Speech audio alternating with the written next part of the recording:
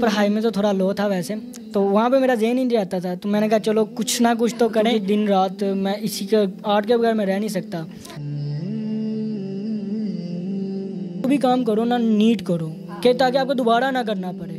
मेहनत आप एक दफ़ा करो, बार बार ना करो, ताकि उसको देखो उसके अंदर क्या गलती है, आप उसके लेके आगे कोई चीज़ बनाओ। हमारी जो अब इस टाइम के लोग हैं ना, वो चीज़ों पे बहुत जजमेंट करते हैं। वो कहते हैं क्या बस लिखा ही हुआ है, हम भी लिख लेंगे। कला के काम कर रहे हैं, पता नहीं लगता कहाँ से आ रहा है, कहाँ जा रहा है और कहाँ जा रहा है। अस्सलाम वालेकुम, मैं हूं आपकी अपनी होस्ट शांति सिद्दीकी और आप देख रहे हैं पायनियर वर्ल्ड न्यूज़। नाज़रीन, मेरे साथ आज मौजूद है मोहम्मद उमैर गुलजार।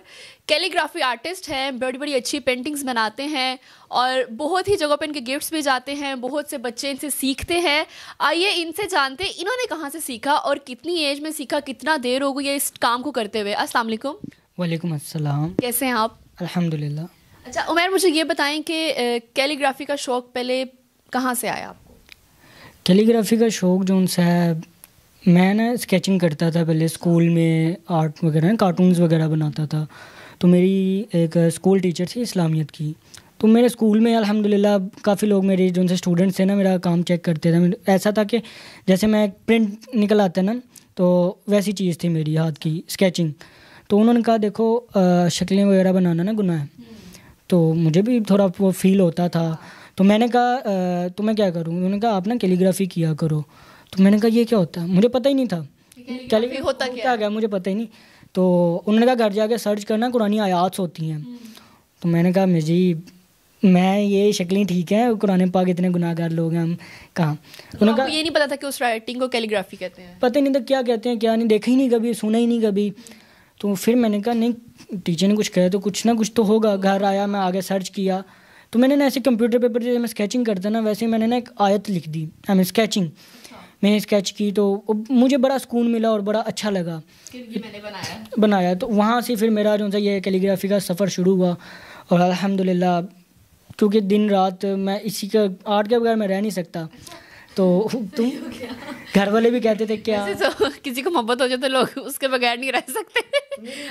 इससे आर्ट से है मेरी मोहब्बत ये है। सही हो गया। तो उमैर किस एज में, मतलब कितने साल के थे आपको ये शौक़ पड़ा और कितनी देर हो गई आप ये कर रहे हैं? ये स्टार्टिंग जो था ये लॉकडाउन से हुआ था। 16-17-18 साल में लोगों ने बड़ा कुछ सीखा भी है। क्योंकि मैं पढ़ाई में तो थोड़ा लो था वैसे, तो वहाँ पे मेरा ज़हन ही नहीं रहता था। तो मैंने कहा चलो कुछ ना कुछ तो करें। तो मैं कैलीग्राफी को करता रहता था। घर वाले कहते थे कि आप पागलों की तरह लगे हुए हो, कुछ पैसे भी मिलते हैं, कुछ जाके ले आते हो, तो खाओ पियो ऐश करो, तुम्हारी ऐश करने की उम्र है। घर वाले तो ये कहते हैं ना वही काम शुरू करो बस जहाँ से फ़ौरन पैसे आए। हाँ ये तो है, बट अब उनको कौन समझाए। कुछ करेंगे तो कुछ मिलेगा, कुछ लगाएंगे तो कुछ मिलेगा। तो अब ये है कि वहाँ से मैंने फिर स्टार्ट किया। तब तो कुछ भी नहीं था मेरे पास, मुझे तो पता नहीं था कि कैनवसेस बनाते कैसे हैं। बस ये मैं पेंसिल से ड्रॉ करता था, बस कैलीग्राफी का शौक़ पूरा कर लेता था। तो उसके बाद जो सा फिर मैंने इसको प्रोफेशनल लेके जाने का सोचा कि अब इसको जो सा ना मैं आगे लेके जाऊँ। मॉडल टाउन में हुनर कदा है, वहाँ पे कुछ उस्ताद कैलीग्राफी भी सिखाते हैं और डिफरेंट कोर्सेज होते हैं। तो वहाँ पे मेरी सिस्टर ने भी कोर्स किया था, तो उन्होंने मुझे आइडिया दिया वहाँ से आप कर लो। तो वहाँ पे मैं देखा, तो वहाँ पे 1-2 महीने की ना वर्कशॉप्स हो रही थी। वर्कशॉप में ये होता है कि आपको पूरा जो सा उन्होंने सिखाना होता है ना, वर्कशॉप में बता देते हैं कि आप वर्कशॉप में सब कुछ समझ लें, सीख लो बस ये है। तो मैंने बेसिक्स समझाते हैं इंस्टीट्यूट में या मुकम्मल तरीके से समझाते हैं? देखें बेसिक्स ही समझाते हैं इंस्टीट्यूट्स में, मुकम्मल तो कोई भी नहीं सिखाता। ये जो मैंने देखा है फुल आपका कमरा भरा हुआ है आपके सारे आर्ट से, तो घर में कोई चीज़ छोड़ी भी है?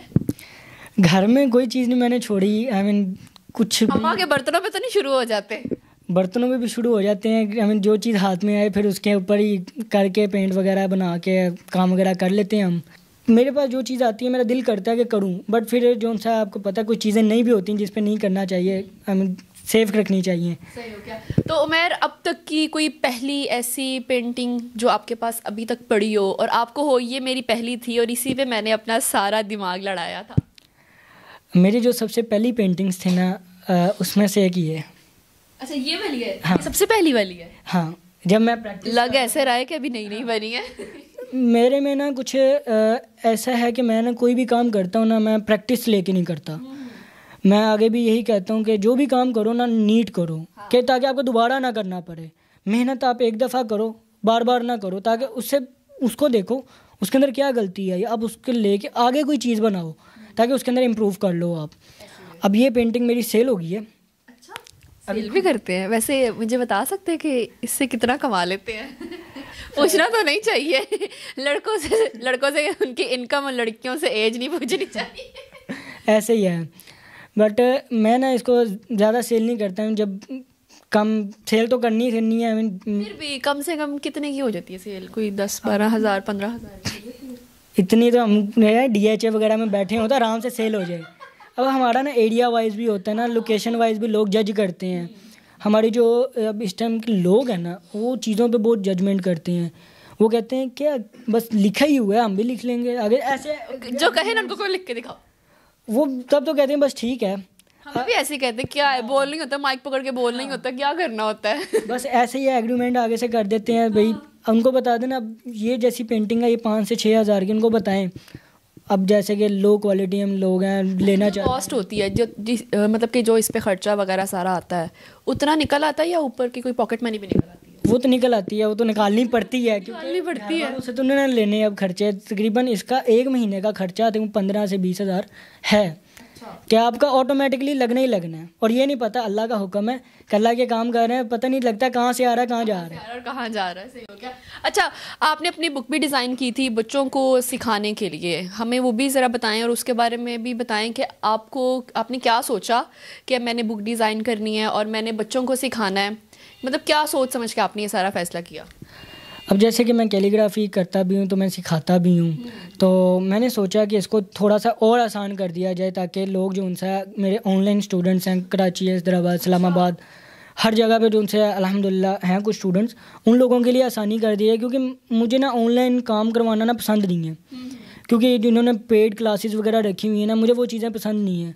आप करें, आप जो उनसे इसको शॉर्टली कर लें, आप कम टाइम में आपको उनको काम सिखा दें, पर उनको लाइव क्लासेस दें। अच्छा, जब आपने ये किताब लिखी और यही सोचा कि भाई मैंने जैसे खुद सीखा है, मैंने इससे बेहतर बच्चों को सिखाना है। जी बिल्कुल, मैंने यही सोचा। जी, ये तो बेहतरीन हो गया। नाज़रीन, ये थी उमैर की स्टोरी। उसने कहाँ से अपनी कैलीग्राफी आर्ट स्टार्ट किया और कैसे बच्चों के लिए सोचा कि बच्चों को भी सिखाएंगे, और आपने इनकी किताब भी देखी। इसी वीडियो के साथ मुझे दें इजाज़त। अल्लाह हाफ़िज़।